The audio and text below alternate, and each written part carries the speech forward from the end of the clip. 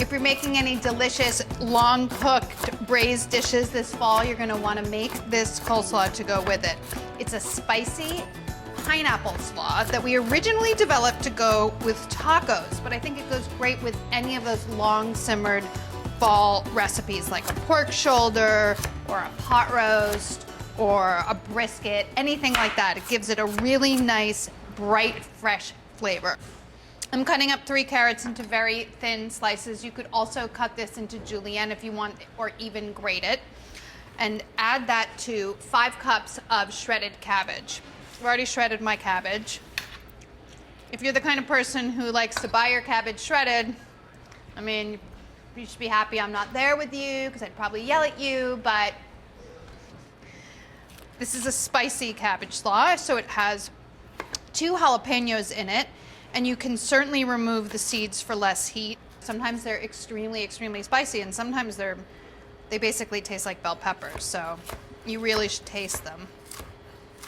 Cut it up. You need about 1/3 cup total of jalapeno, but I'm not gonna measure. I think this looks good.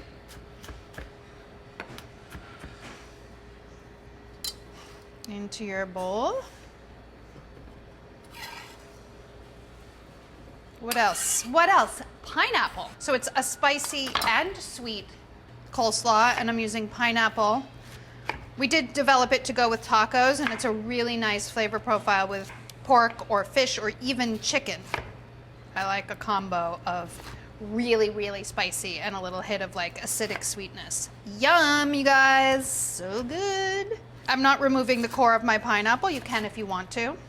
This is a pretty big recipe. It makes a lot and feeds a crowd. So if you're not a crowd or you don't want to eat a ton of this coleslaw, you can cut the recipe in half. It's pretty addictive though, so you might want to make a lot because you're not going to want to stop eating it. Buy good ingredients. If you can't find a good pineapple, I wouldn't make this recipe. Make another recipe. Pineapples should smell like a pineapple when you hold them up. So give it a smell.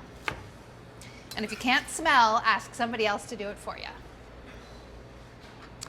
Then add 1/2 red onion, thinly sliced. I'm not a huge fan of a ton of onion flavor, which is why I'm using so little.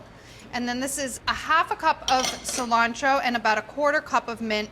And you can just very coarsely chop it or thinly slice it. I like to thinly slice my mint so that it doesn't get too damaged. And then you can coarsely chop the cilantro. I don't really want the stems in here for this. Usually I leave the stems in, but I'm just using the leaves right now. You can add your herbs. Then you'll need about 1/3 cup of lime juice. Depending on how juicy your limes are, that can be up to 4. This seems pretty juicy, so it may only be 3. Yeah, did you see that? That's like almost 2 tablespoons of juice just from that half. It's crazy how they vary. It's actually kind of annoying because you really never know how many to have. But I suggest always having lemons and limes on hand because they're good for pretty much everything. They brighten up the flavor of so many dishes. Some olive oil. About 1/3 cup also. Pretty though, right? So beautiful. It's about 1/4 cup of oil, give or take. You know me, I'm always a give, not a take. Salt and pepper. Stir everything up. You're gonna wanna let this sit for about 30 minutes before you eat it, just so the flavors meld and the cabbage will break down just a little bit. I mean, it's good right away. It has spice, it has sweet, it has really great tang, it's really refreshing. I'm just gonna eat this whole thing. I don't know what you guys are gonna do for lunch, but this is what I'm eating. Enjoy.